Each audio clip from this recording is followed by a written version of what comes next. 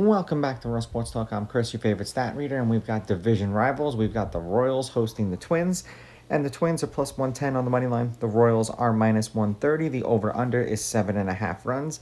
The Twins getting a run and a half on the run line are minus 192, meaning if you bet them that way and they win this game outright, you win. They lose by 1, you win. And the Royals laying a run and a half on the run line are plus 160, meaning if you bet them that way, they got to win this game by 2 runs or more. And because they're division rivals, obviously these pitchers have pitched against the opposing team. Lopez, in his last 2 starts against the Royals last season, 6 innings, 3 runs, 2 of which were earned. They won 8-3. He struck out 5. And then 7 innings, 1 run, 1 earned. They won 4-1. That was in KC. He struck out 7. By far, probably one of the better pitchers you want to get for the Twins, especially getting him as an underdog because it's something that doesn't happen often. And then for Ragans, he pitched 3 times last season, or his last 3 appearances against them last season. 6 shutout innings, they won 5-0. He struck out 7. 7 innings, 1 run, 1 earned. They won 4-1 in Minnesota. He struck out 8. And then 5 innings, 3 runs, 2 of which were earned. They lost 4-2.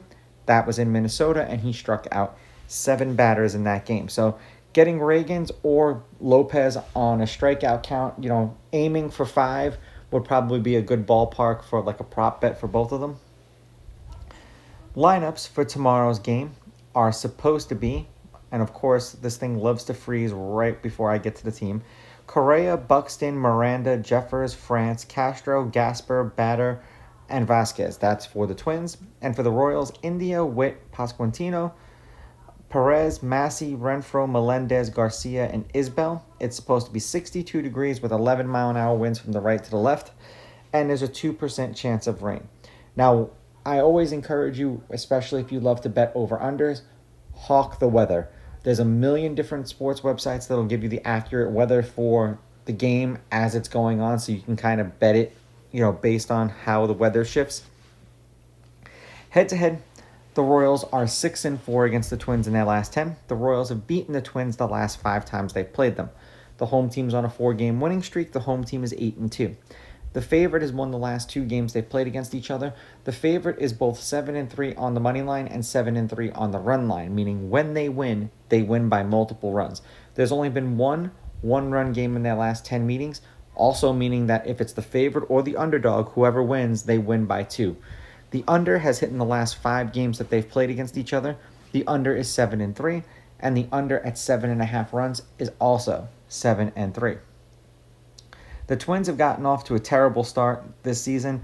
They're 1-3 in their last 4. 7 runs, 7 runs, 16 runs, and then 6 runs.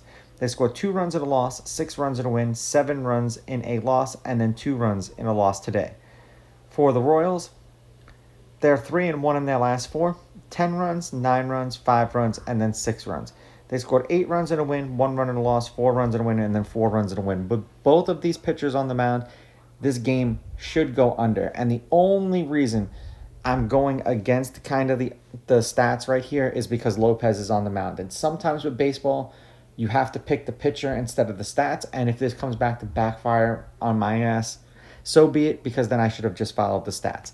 But I'm going to take the Twins on the money line. I will take the Twins getting the runs in this one, and I'm going to go under. As I said, you don't get Lopez as an underdog very often. These are just my picks. If you disagree, please go with your gut, and please bet responsibly.